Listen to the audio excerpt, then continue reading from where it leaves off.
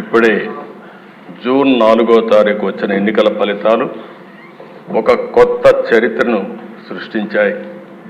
ప్రజా చైతన్యానికి నిదర్శనంగా నిలిచాయి. మీరు చూస్తే అధ్యక్ష 93% స్ట్రైక్ రేట్, 57% ఈ కూటమికి ఓట్లు పడ్డాయి.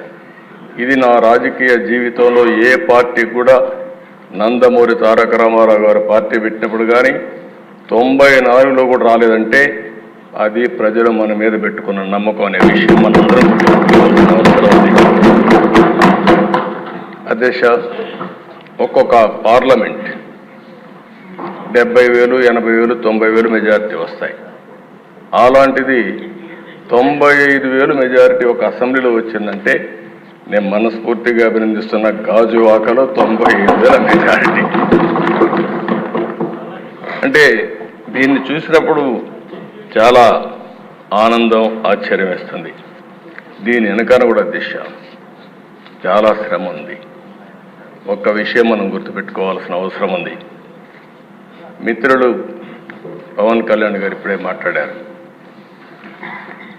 ఒక్కసారి రాష్ట్ర ప్రజానికి కానీ ఎలాంటి నమ్మకం కల్పించామంటే చాలా సఫర్ అయ్యాం.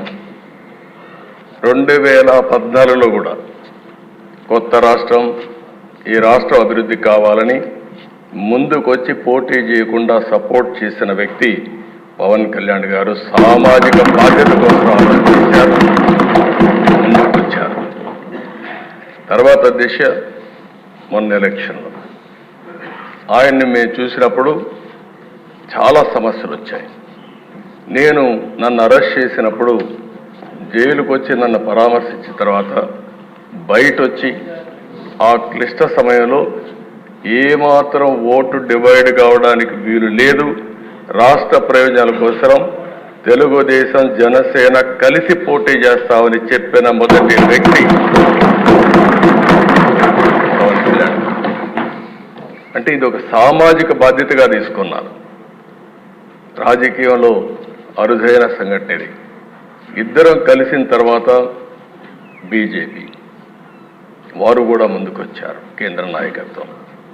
ముగ్గురం కలిసిన తర్వాత దిశ ఇది ఒక సునామీ. ఎవ్వరూ ఊహించిన సునామీ రాష్ట్రంలో వచ్చిందంటే ఎన్నికల్లో కూడా మనం తీసుకున్న నిర్ణయాల కారణం. ఆ నిర్ణయాన్ని మళ్ళీ మనందరం కలిసి వారు ఒక మాట చెప్పారు, మనస్ఫూర్తిగా వినిపిస్తున్నా. ఈ రాష్ట్రాన్ని మళ్ళీ ఘాటిలో పెట్టి అన్ని విధాల అభివృద్ధి చేసే వరకు ఏమాత్రం ఆలోచించకుండా సమైక్యంగా ముందుకు పోవడానికి ఆలోచిస్తామని ఈ సభ ద్వారా రాష్ట్ర ప్రజానికానికి కూడా మేము ఒక హామీ ఇస్తున్నాం, చేస్తామని చెప్పి కూడా మీకు కూడా తెలియజేస్తాను అధ్యక్ష.